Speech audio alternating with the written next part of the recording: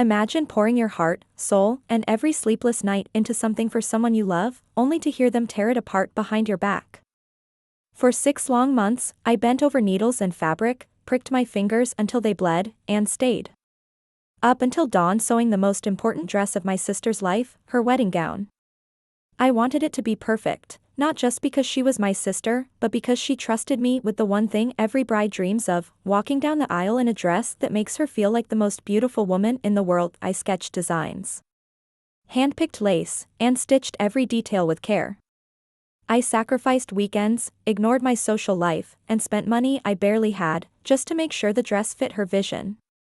Everyone in the family kept saying, "You're such a good sister. She's lucky to have you."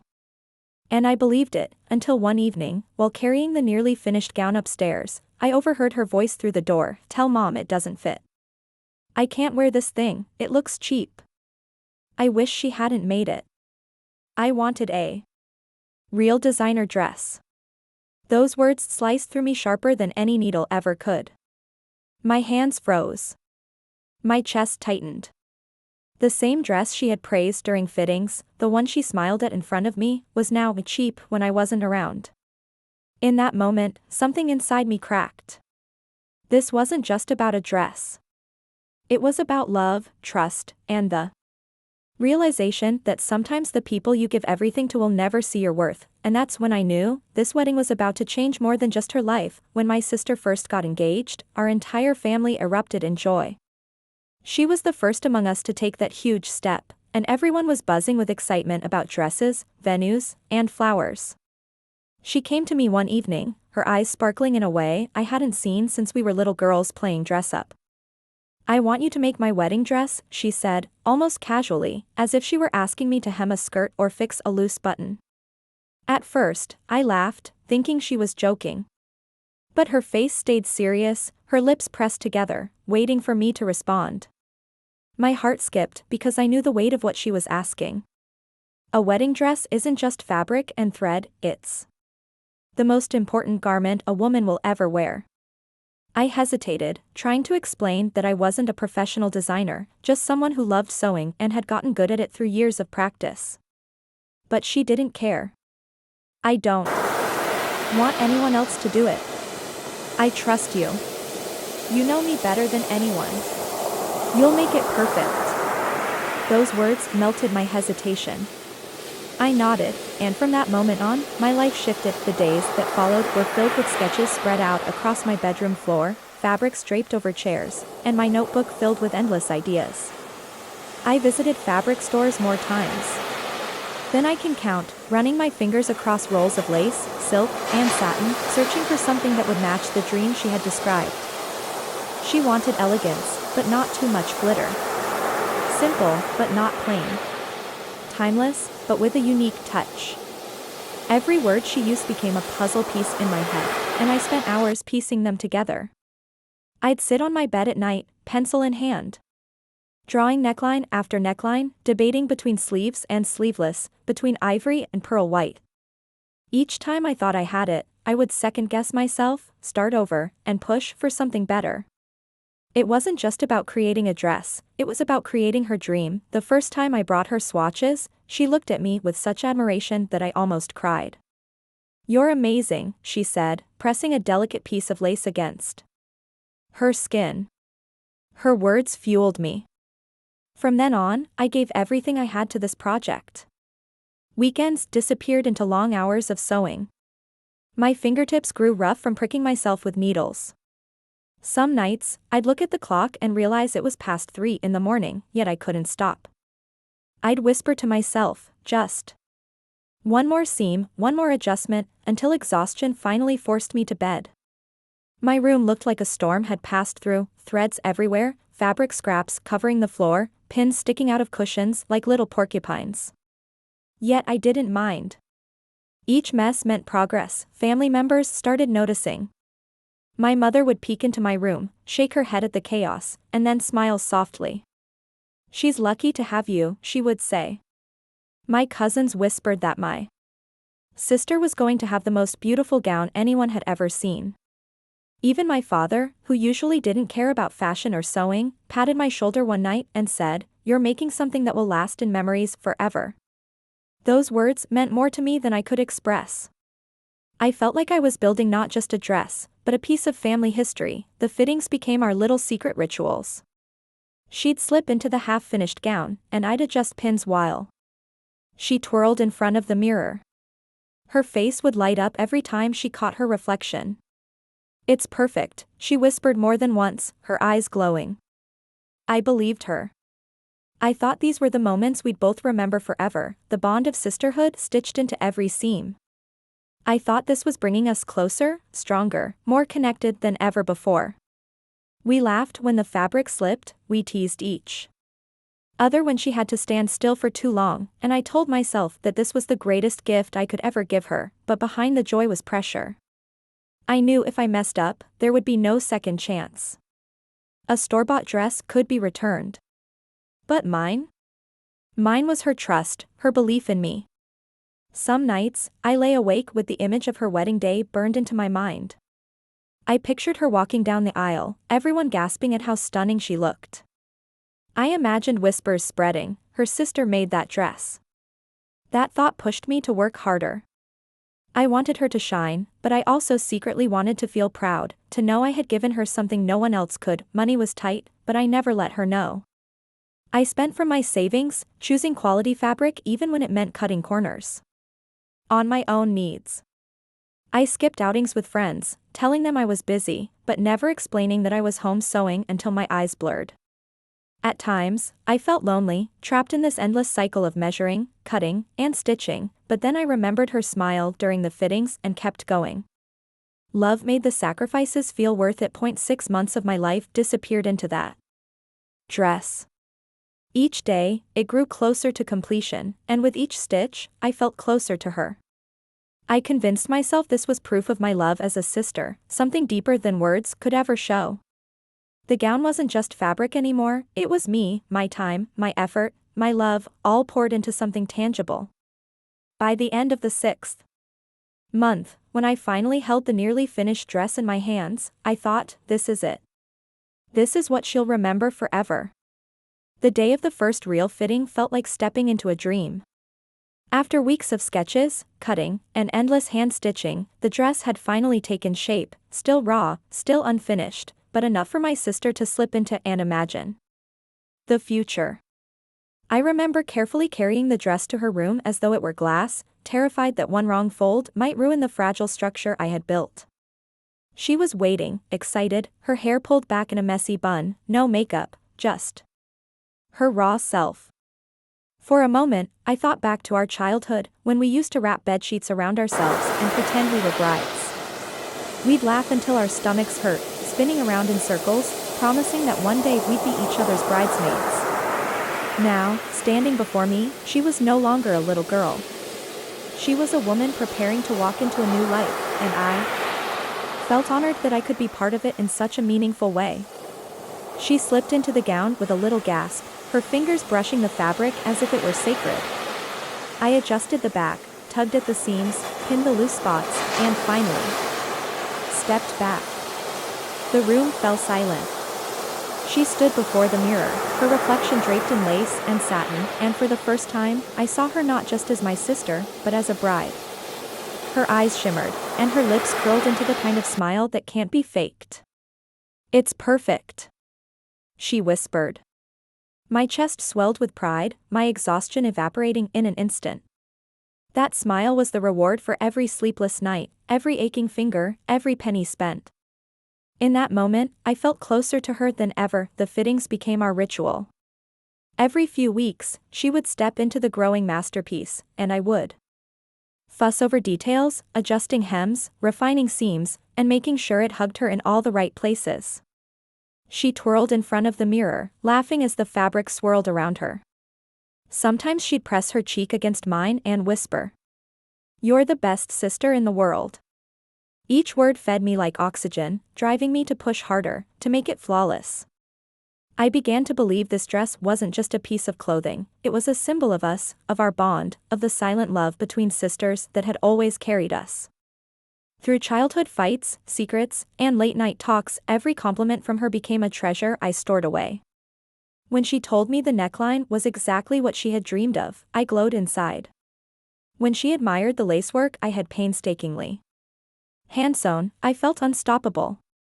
Even when she playfully complained that she couldn't breathe while standing still too long during a fitting, I laughed with her, adjusting pins and reminding her that beauty always came with a price. The truth was, I wasn't just building her dream dress, I was building a memory, something that would tie us together forever. Outside our little bubble, the family watched with admiration.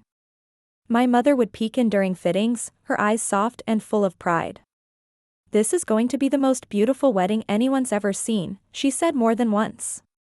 My father would stop by occasionally, not saying much, but the way he smiled at us said enough. Even our cousins started hinting that they'd want me to make their dresses one day, and I laughed, brushing it off, but inside, my heart danced. For once in my life, I felt seen. I wasn't just the quiet, dependable sister, I was an artist, a creator, the one who could turn dreams into reality, but behind the joy was a pressure that weighed on me like an anchor.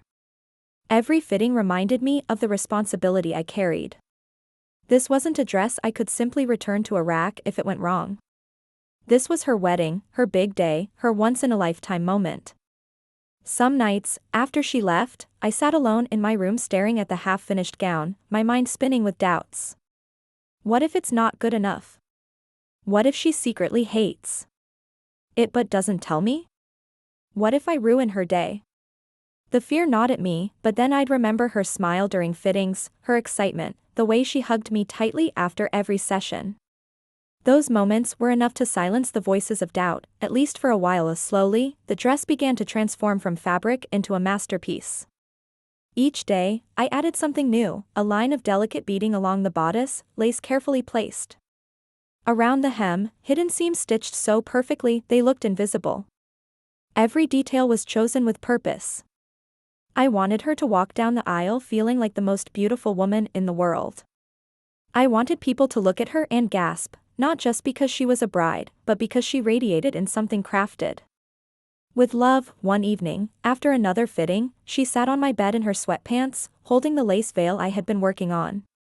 She looked at me, her eyes soft, and said, "I don't think I could ever thank you enough for this.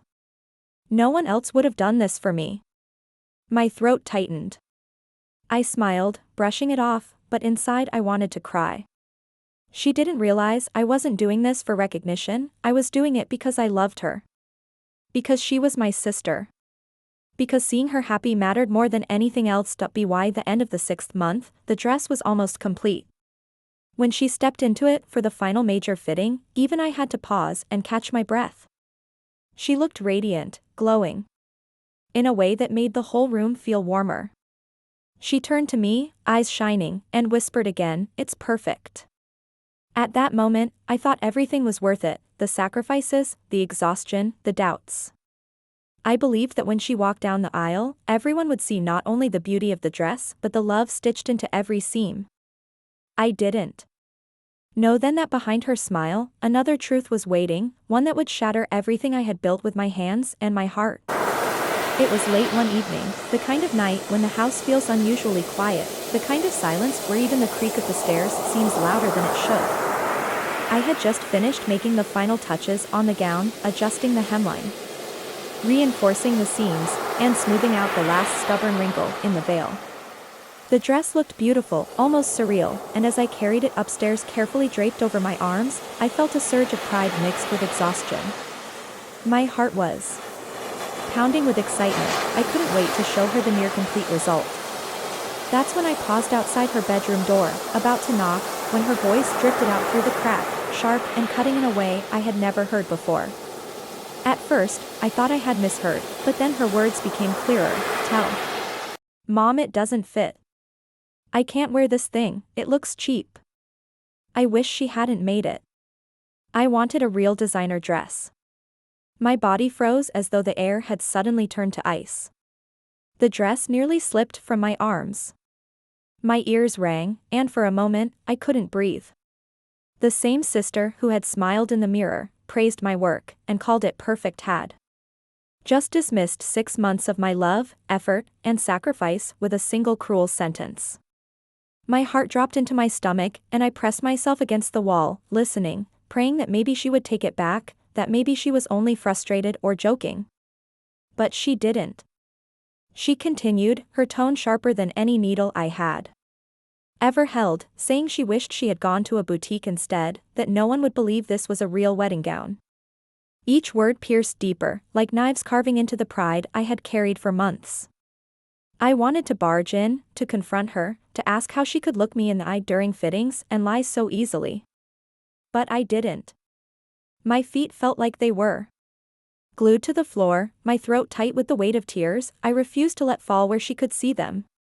I backed away slowly, every step heavier than the last, and slipped into my room where the shadows seemed thicker than usual. I placed the gown gently on my bed and stared at it with new eyes. Just minutes earlier, it had been a symbol of love, devotion, and sacrifice, something I believed would hold meaning for years to come.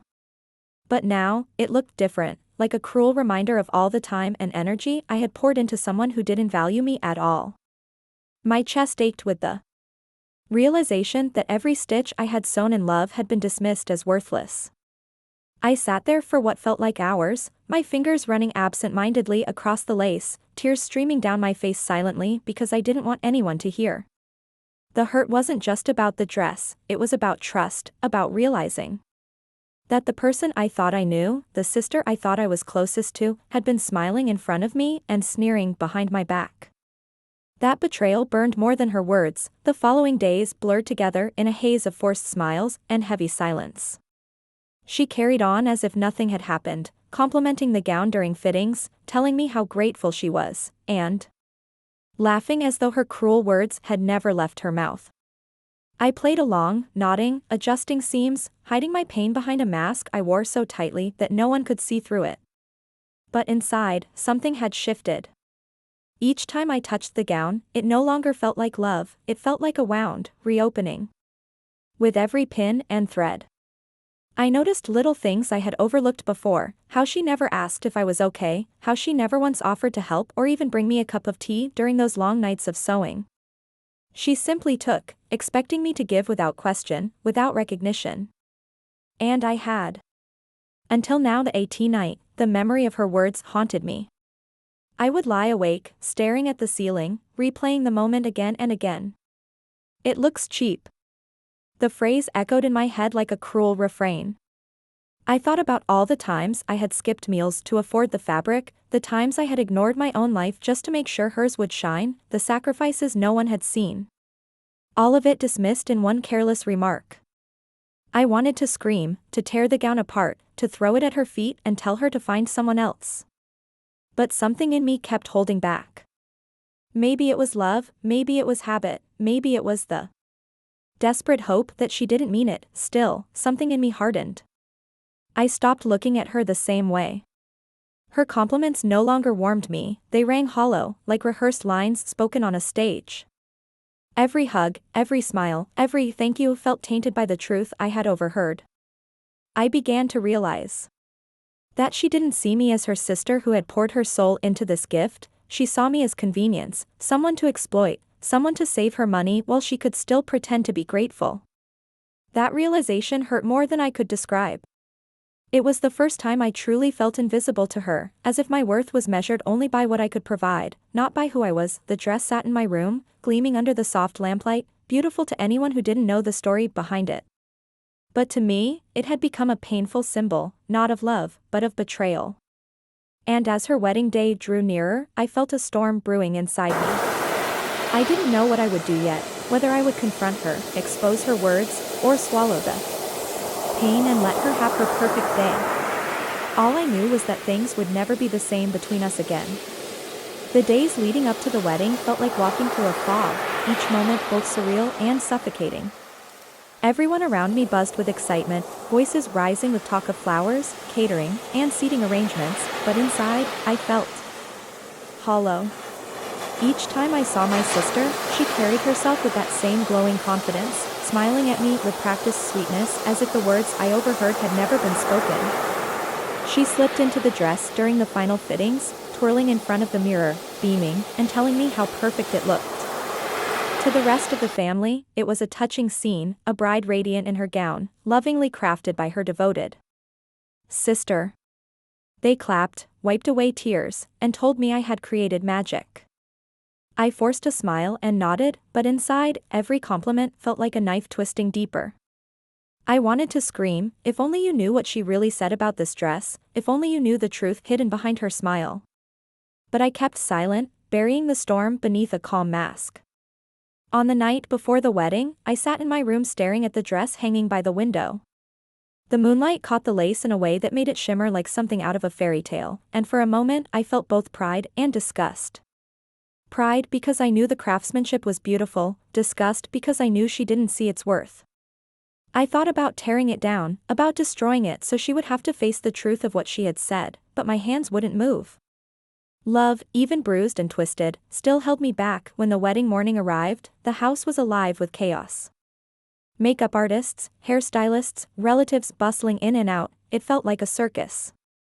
My sister was at the center of it all, glowing, commanding attention, her laughter filling the room. I helped her into the dress one final time, carefully fastening the buttons, smoothing the fabric, making sure every seam sat just right. My fingers trembled as they brushed against the fabric, not from nerves about the gown, but from the weight of everything I carried inside. She looked in the mirror and smiled, her eyes shining, and whispered, "You've given me the most beautiful gift." To everyone else, it was a touching moment, but to me, her words rang hollow. I thought of the night she had called it cheap, the night she had wished for a designer instead of me, and my stomach twisted. I looked at her reflection and realized how skilled she was at performing, how easily she could hide truths beneath a perfect smile. The ceremony itself was breathtaking. The venue was draped in flowers, the music soft and enchanting, and as she walked down the aisle, gasps filled the room. Guests leaned in to whisper about how stunning she looked, how exquisite her gown was, how she seemed to float with every step. Cameras flashed, capturing the moment that would be preserved forever in albums and frames. I watched from the side, my chest tightening with every compliment she received. They didn't know the truth. They didn't know that behind that radiant glow was a sister who had dismissed the very thing they admired. I felt invisible, like a ghost in the crowd, the one who had built the masterpiece but would never receive honest acknowledgement. My heart should have swelled with pride, but instead it felt heavy, bruised, and tired. The dress was no longer mine, it was hers, claimed and paraded, stripped of the love I had poured into it. During the reception, people approached me, patting my shoulder, congratulating me for making something so extraordinary. "You're so talented," they said. "You should start a business. You have a gift." I smiled politely, thanked them, but inside, their words felt meaningless. Because the only person whose gratitude truly mattered, the one I had done it for, had already revealed her truth in the quiet of her room when she thought no one was listening. Every toast, every cheer, every dance that night seemed to blur around me. I sat at my table watching her bask in attention, her new husband holding her close, their friends showering them with praise. She looked radiant, yes, but I couldn't forget the shadows behind her radiance, the unkindness that had poisoned the bond between us. As the night wore on, I stepped outside for air, the cool evening breeze a sharp contrast to the stifling atmosphere inside. I leaned against the wall, staring up at the stars, wondering how something so beautiful could leave me feeling so broken. I thought about everything I had sacrificed, the money, the time, the endless nights of exhaustion, and asked myself whether it had been worth it. Was love supposed to feel this draining, this one-sided? Was sacrifice still beautiful when it went unseen and unappreciated? In that moment, I realized something I hadn't wanted to face: my sister didn't value me. She valued what I could give her. And the dress, though admired by everyone else, had become the perfect symbol of that truth. When the night ended and she hugged me tightly, whispering, "Thank you for everything, I couldn't have done this without you," I simply nodded. My lips formed the words "You're welcome," but inside, I was already pulling away. I knew then that things between us would never be the same. I would never forget the betrayal, the sting of her words, the hollow compliments that followed. That wedding may have been the happiest day of her life, But for me, it marked the quiet burial of something precious, the trust and closeness we once shared. And as I watched her leave hand in hand with her husband, still glowing in the dress I had made, I knew I would never stitch myself into her happiness again. In the weeks after the wedding, the house returned to its quiet rhythm, but inside me, nothing felt the same. The laughter, the applause, the admiration from guests, all of it had faded, leaving only the memory of words I wished I could erase. I tried to convince myself to move on, to let it go, but the truth weighed heavily on me. Every time I thought of the dress, I didn't see lace or silk, I saw my sister's dismissal, her cruel tone, her ingratitude. The gown that should have been a symbol of love between us had become a wound I carried every day. When people asked me about the wedding, I smiled politely, told them it was beautiful, that she looked radiant, but inside, I kept my silence. I didn't want pity or drama, and I knew exposing her words wouldn't change who she was, it would only make me bitter. So I swallowed the pain, letting it harden into a quiet resolve. My sister called me often after the honeymoon, telling me stories about her trip, laughing, asking me about life at home. I listened, responded kindly, but I felt a wall between us that hadn't been there before. She didn't notice, or maybe she chose not to, because she had always been good at living in her own version of reality. I realized something important in those weeks: sometimes the deepest betrayals don't come from enemies, but from the people you love most. And no matter how hard you try, you can't unhear the truth once it's spoken. One evening, I sat in my room surrounded by leftover scraps of fabric from the dress, the threads and lace I hadn't used. For the first time, I looked at them not with regret, but with clarity. I had given her my time, my effort, my love, but in the end, the value of what I created didn't depend on her opinion. The dress was never cheap. It wasn't worthless. It was a masterpiece, not because of her approval, but because of the heart I stitched into it. And though she had dismissed it, the gown still made her glow on her wedding day, still drew gasps from the crowd, still held beauty no one could deny. The only one who couldn't see its worth was her. That realization shifted something in me. For months, I had poured myself into someone else's dream, but now, I decided to start pouring into my own. I packed away the scraps of fabric, but instead of feeling loss, I felt possibility. I could create more. Not for her, not for anyone who took me for granted, but for myself. I began sewing again, this time small projects, dresses for myself, skirts for friends, even gifts for cousins who truly appreciated them. Word spread, and soon people were asking me to make outfits for birthdays, for parties, for special occasions. Each request felt different than the wedding dress had, lighter, freer, because now I wasn't chasing approval. I was simply doing what I loved. For the first time, I thought about starting something of my own, a small business, maybe, where my designs could belong to people who valued them.